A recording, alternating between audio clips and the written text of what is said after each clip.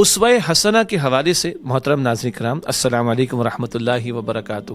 آج ہم بات کریں گے مختصراً اسوہ حسنہ نبی مکرم صلی اللہ علیہ وآلہ وسلم کا.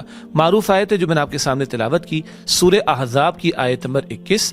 لقد کان لکم فی رسول اللہ اسوۃ حسنہ، یقیناً تمہارے لیے رسول اللہ علیہ السلام کی زندگی میں بہترین نمونہ موجود ہے. لمن کان یرجو اللہ والیوم الآخرہ، وہ کہ اس کے لیے کہ جو اللہ اور آخرت کے دن کی امید رکھتا ہو، وذکر اللہ کثیرا، کثرت سے اللہ تعالیٰ کا ذکر کرتا ہو. جب اللہ تعالیٰ فرما دے تو اس سے بڑھ کر کوئی بات نہیں. سب سے بہترین زندگی محمد مصطفیٰ صلی اللہ علیہ وسلم کی، لیکن ایک شرط آئی ہے، اللہ اور آخرت پیش نظر ہوں. بہت سے غیر مسلم مصنفین کی کتابیں اور ان کے کوٹیشنز پڑھ کر کبھی کبھی مسلمان متاثر ہو جاتے ہیں. Michael H Hart, Nietzsche, Napoleon اور جانے گاندھی اور پتہ نہیں کون کون. تو بہرحال وہ اپنی جگہ، لیکن اگر ایمان نہیں رہے تو کل کوئی فائدہ نہیں ہے. ہمارے اعتبار سے اگر اللہ کے حضور پیشی کا احساس نہ ہو، اس دنیا میں رہ کر اللہ تعالیٰ کے احکامات پر عمل کرنے کا جذبہ نہ ہو، تو شاید ہم کما حقہ اسوہ حسنہ سے فائدہ نہ اٹھا سکے. تو بہت اہم نقطہ، کل کی پیشی پیش نظر رہے تو محض سیرت کا مطالعہ علم کی حد تک نہیں ہوگا، اس کا ریفلیکشن ہمارے عمل میں بھی نظر آئے گا. یہ پہلی بات اس معروف آیت کریمہ کے تعلق سے. دوسری بات، ایک اس کا عموم کا کینوس ہے. میں اگر ایک مسلمان باپ ہوں تو حضور کی زندگی کو دیکھوں صلی اللہ علیہ وسلم. میں ایک شوہر ہوں تو حضور کی زندگی کو دیکھوں. میں اگر ایک تاجر ہوں حضور کی زندگی کو دیکھوں. میں اگر ایک امام ہوں تو حضور کی زندگی کو دیکھوں. ان تمام پہلوؤں کے اعتبار سے ہمیں دیکھنا چاہیے. بالکل صحیح بات ہے.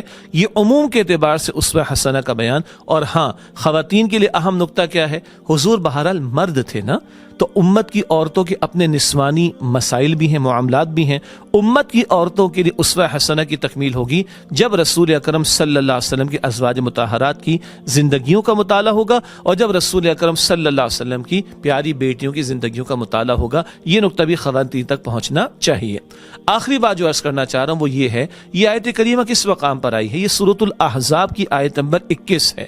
سورہ احزاب سے غزوہ احزاب ذہن میں آتا ہے، غزوہ خندق ذہن میں آتا ہے، بیٹل آف ٹرنچز وہ ذہن میں بیٹل آتی ہے. ایسے ہی ہے نا، جب 2، 2.5 یا 3 ہزار مسلمان مدینہ شریف میں، 2.5 سے 3 ہزار کم و بیش، اور عرب کے 10 سے 12 ہزار کا لشکر اس اجتماعیت کے خلاف صف آرا ہو چکا ہے. خندقیں کھودی گئی ہیں.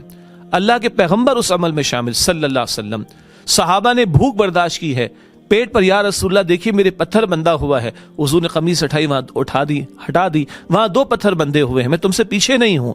حضور نے کدالیں چلائی ہیں، حضور نے مشقتیں جھیلی ہیں. اب اللہ فرماتا ہے لقد کان لکم فی رسول اللہ اسوۃ حسنہ. اس کانٹیکس میں بھی تو آیت کو دیکھیں نا. یہ سورہ احزاب کے 2 رکوع میں غزوہ احزاب پر تبصرہ، ایمان والوں کا کردار کیا رہا، جھوٹے دعوے دار ایمان کے منافقین ان کا کردار کیا رہا.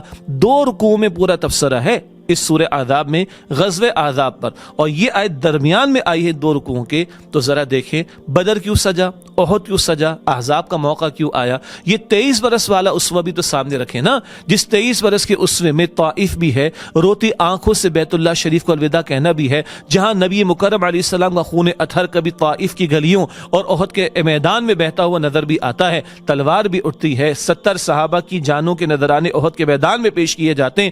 259 صحابہ کی جانوں کے نذرانے 23 برس میں پیش کیے جاتے ہیں.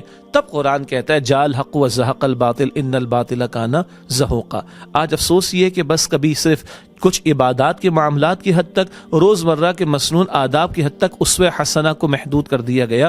اس ریفرنس ٹو دا کانٹیکس کے اعتبار سے، اس سیاق و سباق کے اعتبار سے بھی دیکھنا چاہیے. آج وہ اللہ کے دین کی دعوت اور اللہ کے دین کے غلبے کی جد و جہد کی محنت جو حضور نے 23 برس فرمائی، وہ آج ہمارے کاندھوں پر ہے. اب اس آیت کو دوبارہ ترجمے کے ساتھ، لقد کان لکم فی رسول اللہ اسوۃ حسنہ، یقیناً تمہارے لیے رسول اللہ علیہ السلام کی زندگی میں بہترین نمونہ موجود ہے. لمن کان یرجو اللہ والیوم الآخرہ وذکر اللہ کثیرا، اس کے لیے جو اللہ اور آخرت کے دن کی امید رکھتا ہو اور کثرت سے اللہ تعالیٰ کا ذکر کرتا ہو. اللہ تعالیٰ مجھے اور آپ کو نبی مکرم صلی اللہ علیہ وسلم کی سچی محبت اور آپ کی اطاعت اور آپ کی اتباع کی توفیق دے. اور جو 23 برس والی محنت ہے اس میں بھی ہماری جان، ہمارا مال، ہمارا وقت، ہماری صلاحیت، ہمارے اوقات، ہماری اولاد، ہماری نسلیں لگیں. اللہ ہم سب کو اس کے لیے قبول فرمائے.